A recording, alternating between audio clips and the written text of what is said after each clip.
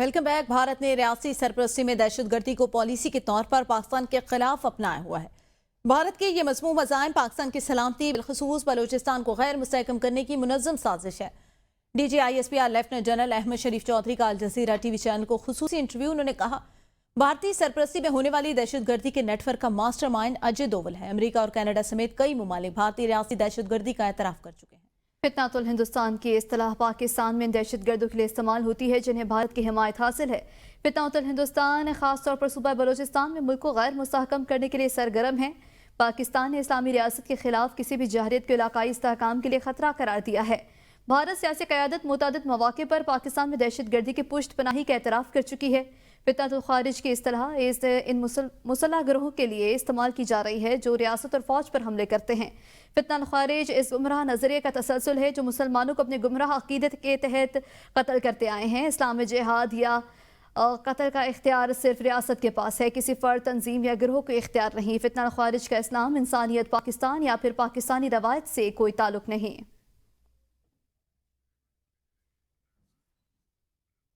DGISPR के Israeli जहरियत पर Iran के लिए पाकिस्तान की सियासी और सफारती हिमायत का अदा लेफ्टिनेंट जनरल अहमद शरीफ चौधरी ने कहा कि पाकिस्तान का एटमी प्रोग्राम मुकम्मल तौर पर महफूज है। कोई भी हमारे एटमी प्रोग्राम को निशाना बनाने की जुर्रत नहीं कर सकता। पाकिस्तान एक जिम्मेदार और डिक्लेयर्ड एटमी ताकत है। पाकिस्तान की जौहरी सलाहियत नाकाबिल तस्खीर है।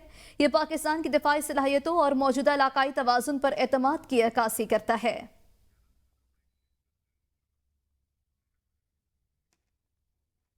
बिलावल भुट्टो का भारतीय सहाफ़ी करण थापर को इंटरव्यू से मुतालिक सोशल मीडिया पर बयान। कहा, भारतीय मीडिया के जरिए अपना केस पेश करने में कोई खौफ नहीं।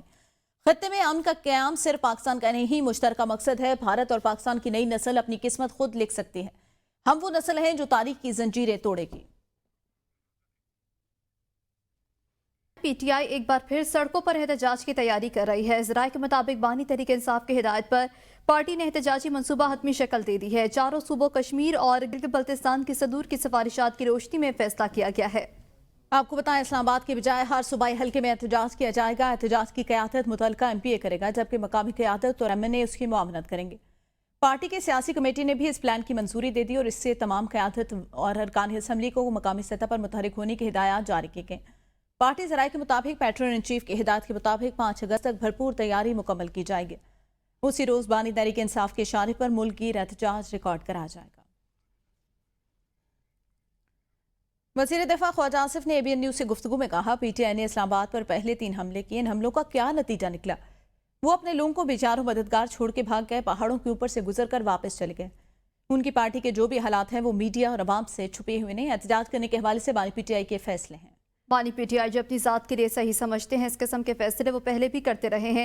ठीक है, बानी PTI किस्मत आजमाने। अगर बानी PTI ये समझते हैं कि इसी राह के जरिए वो इक़्तिदार तक दोबारा पहुंच सकते हैं तो कोशिश कर लें। अभी तो मलिक रियाज ने रियासत के पैसे दिए हैं, सुप्रीम कोर्ट का फैसला आया हुआ है। वो ऐसी लायबिलिटी है कि मेरा नहीं ख्याल कि इस लायबिलिटी को एडजस्ट किए बगैर इससे किसी की जान छूट सके। मुस्लिम लीग नून में कोई इख्तलाफात नहीं है, मेरे किसी से इख्तलाफात नहीं। मेरे खिलाफ बहुत लोग बयान देते हैं, मुझे इनके बयानात का जवाब देने की ज़रूरत नहीं है। खैबर पख्तूनख्वा से ताल्लुक़ रखने वाली समर हारून बलोर ने वज़ीर-ए-आज़म मोहम्मद शहबाज शरीफ की क़यादत और मुल्क की तरक्की के सफ़र पर मुकम्मल एतमाद का इज़हार करते हुए पाकिस्तान मुस्लिम लीग नून में शमूलियत इख्तियार कर ली। जबकि समर हारून बलोर ने मुल्क की मईशत के इस्तेहकाम, अवाम दोस्त बजट और इक़्तिसादी तरक्की की सम पर वज़ीर-ए-आज़म शहबाज शरीफ की क़यादत को खिराज तहसीन भी पेश किया है। वज़ीर-ए-आज़म ने समर हारून बलोर को पार्टी में खुशामदीद कहते हुए उनके अवामी खिदमत के जज्बे को सराहा।